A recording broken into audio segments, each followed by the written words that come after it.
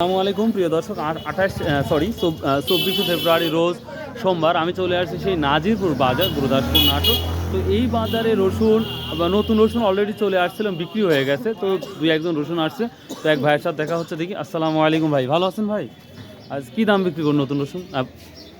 নতুন ওঠে নাই তো। ও এখনও দেখেন নাই না? ও নতুন রসুন 3500 টাকা বিক্রি হয়ে গেছে অলরেডি। কাল নয়া বাজার কিন্তু 3900 গেছে ভালোটা। ও পুরাতনটা কী দাম ভাইয়া? 7200 টাকা। এটাই 7200 টাকা। তাহলে ভালোটা কি দাম যাচ্ছে ভাইয়া? ভালোটা 7.5 ভালো, এখন এটাই ভালো।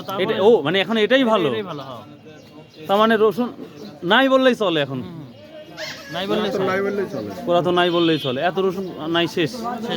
তো কতদিনের মধ্যে নতুন রসুন আমদানি হতে পারে হিউজ পরিমাণ? এটি আমদানি দিনের মধ্যে আমদানি হবে। রোজার 20টা 15টা এর মধ্যে পরিপূর্ণ আমদানি হয়ে যাবে। তো নয়া বাজার দেখলাম 3900 টাকা বিক্রি হয়েছে কালকে, আর আজকে আপনার বলতে 3500 টাকা না?